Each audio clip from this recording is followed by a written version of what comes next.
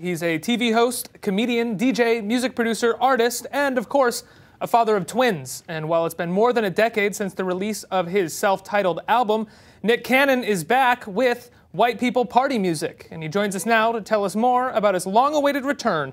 Welcome, Nick. What's up, man? What's going on? Man, I'm having a good time. What about yourself? I'm having a good time too. It's been years since we've seen Nick Cannon music. I mean, it has, but it hasn't. And it's not like people have been waiting for it.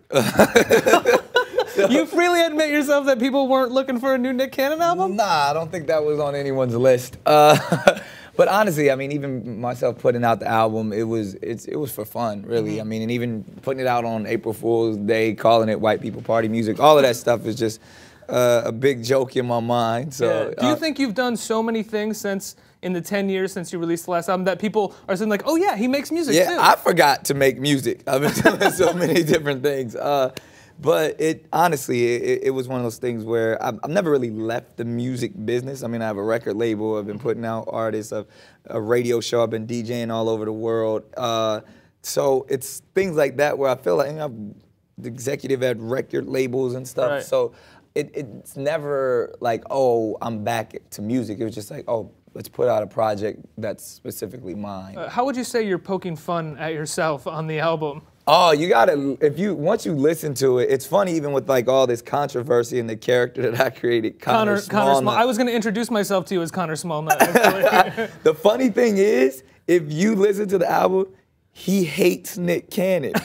And he's really upset by the fact that the name of his album is White People Party Music. Right. So he has White People Party Music that he considers party music. Exactly. So the fact that like all of this, you know, so-called controversy has been stirred up, is like I kind of forced all that. Right. And within the character played all of that up. So it's brilliant. You know. You foresaw the controversy? You expected some of it? I mean, you know what you're gonna, you know, just I knew it was a big joke based off of like wanting to put it out on April Fool's Day. I've been planning it for over a year, and you just know when you deal with race and how sensitive people are, and you know that I knew it was gonna stir up a little bit. I didn't know how far it was gonna go, but it's funny, even if you look at like one of my very first tweets, I was like, yo, I think all the white people should get together and have a march.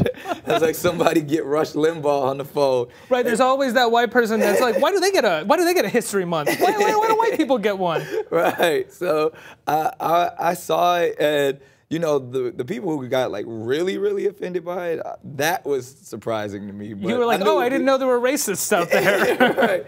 But I mean, I had fun with it. I mean, and people are continuing to have fun with it, so I think it's kind of cool. Are there any pressures to compete with Mariah in the industry? Oh, hell no. That's like trying to compete against Jordan in basketball. You just know you're not going to win. I mean, my wife, I don't think anybody can compete with her. She's the #1 selling artist of all time. People always put female in front of it, but she's the #1 selling artist of all time. Period. I mean, just everything that she's accomplished in her career. And obviously, it's not a competition. We can all win. It's all one house. The check it all comes to the same address. Yeah. I'm with it. Mercedes, you also have another question about Nick's health?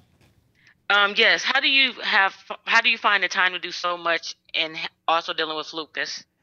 You know what? It actually drives me. I mean, it was one of those things where even when I first got sick, I told them to turn the cameras on, and I created the Incredible Health Hustle, and I wanted to document this process because I wanted to inspire others that may be dealing with this condition or a similar condition and say, you don't have to let it stop you. And now I'm in better shape and healthier than I've ever been due to the fact that I was diagnosed with lupus nephritis, just because it was an education for me, and I want to continue to educate and show people that you can live with this condition and similar conditions as long as you live right and as long as you have that drive. I love Africa, man. That's like hometown. So you gonna bring some friends to perform on stage with them? Some guests? We're working on that now. So. Yeah. Who are you reaching out to? That's the thing. I don't want to put it out yet because it's really supposed to surprise the people.